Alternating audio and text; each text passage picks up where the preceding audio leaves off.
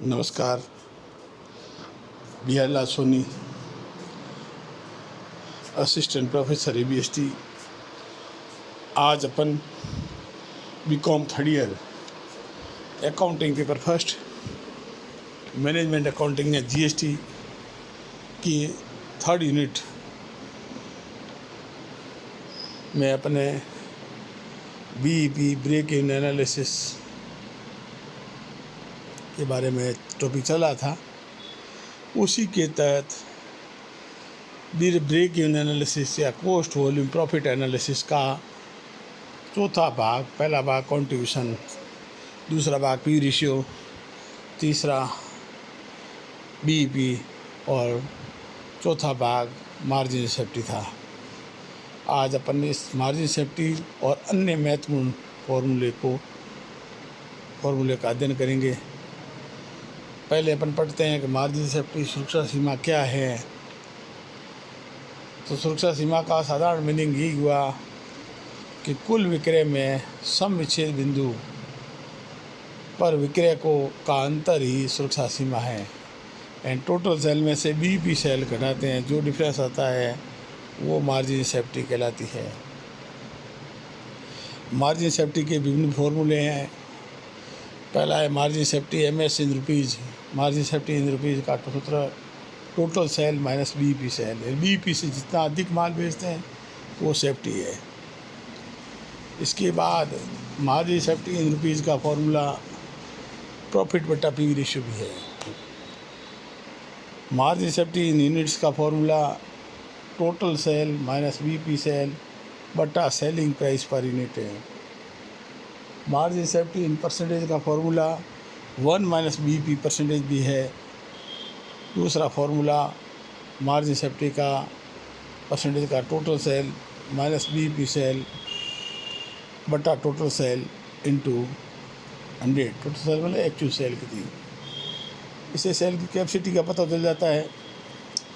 Margin safety जिस संस्था की ज़्यादा होती है वो अच्छी संस्था कहलाती है, वो लाभ में चलती है। BEP से ज़्यादा सेल होना अच्छी चीज़ है, वो मंदी काल में भी सुरक्षा है, सुरक्षा सीमा है। कंपेरेटिव दोनों संस्थाओं में जिसकी मार्जिन सेफ्टी ज़्यादा होती है वो कंपनी ज़्यादा सेफ़ है, मंदी काल में भी सेफ़ रहेगी। अब इसके अलावा कुछ अन्य फॉर्मूले हैं। पहला रिक्वायर्ड सेल इन रुपीज़ निकालने का फॉर्मूला है F प्लस डिज़ायर प्रॉफिट। अब डिज़ायर प्रॉफिट हमेशा बिफोर टैक्स चाहिए, कुछ नहीं लिखे तो परेशान बिफोर भी मान के आना, और बाय द वे आफ्टर दिया हो तो बिफोर बदलने के लिए प्रॉफिट भी आफ्टर टैक्स में 1 माइनस टैक्स का भाग दे देना तो बिफोर बदल जाएगा, और कुछ भी नहीं लिखे तो उसको बिफोर ही मान के आ जाना। अब रिकॉर्ड सेल इन यूनिट्स निकालना हो तो F plus desire profit before tax में C per unit contribution per unit का भाग देना है। अब ये वेरिएबल कॉस्ट परसेंटेज निकालने का फॉर्मूला 1 माइनस PV रेशियो है। PV रेशियो का सूत्र 1 माइनस P वेरिएबल कॉस्ट भी था। फिक्स कॉस्ट का formula sale into PV ratio minus profit, यानी कि सेल इंटू PV रेशियो मतलब कॉन्ट्रीब्यूशन प्रॉफिट घटाएंगे तो फिक्स कॉस्ट आएगा। प्रॉफिट का formula sale into PV ratio minus F। Sale into PV ratio मतलब कॉन्ट्रीब्यूशन F का भाग घटा देंगे, प्रॉफिट आएगा। इंडिफरेंस पॉइंट का मतलब तटस्थता बिंदु मतलब दो विकल्प दिए, वो दोनों विकल्प में समान लाभ होगा। कौन सा स्तर बिक्री का होगा जिसमें समान लाभ होता है वो तटस्थता बिंदु है। उपभोक्ता उसमें तटस्थ रहता है, किसी विकल्प को अपनाए प्रॉफिट सेम होता है। तटस्थ बिंदु का फॉर्मूला इन रुपीज़ निकालने का formula change in fix cost बटा चेंज इन PV रेशियो है।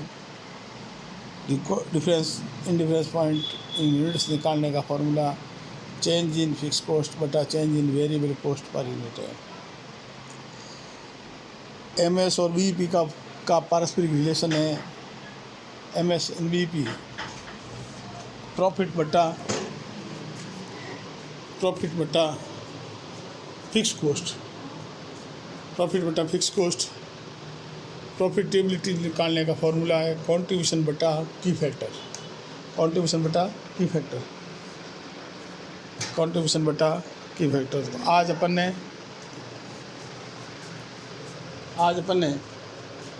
क्या पढ़ा, मार्जिन सेफ्टी पढ़ी और अन्य महत्वपूर्ण फॉर्मूले पढ़े। मार्जिन सेफ्टी क्या है, मार्जिन सेफ्टी क्या है, ये कुल विक्रय और समुचित बिंदु का अंतर है। Margin safety in rupees, in units, in percentage और इसके अलावा अन्य महत्वपूर्ण फॉर्मूले अपन ने अध्ययन किए। इनको कॉपी में नोट कर लीजिए। ये पूरी चैप्टर के लगभग सारे फॉर्मूले इसके अंदर आ गए हैं। धन्यवाद, थैंक यू।